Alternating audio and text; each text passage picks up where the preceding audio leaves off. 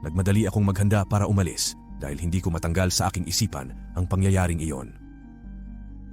Ang karanasan ko sa Baguio na dapat magiging quick escape mula sa realidad ay nagbukas ng pinto sa isang misteryo at mga di maipaliwanag na fenomena na tila sinundan ako hanggang pag-uwi.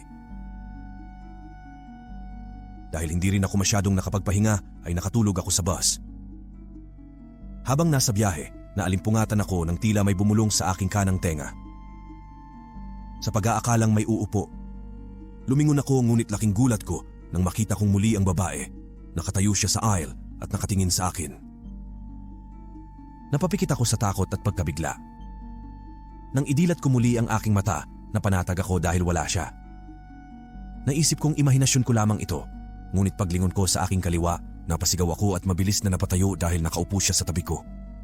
Magkaharap at halos magkadikit ang aming mukha.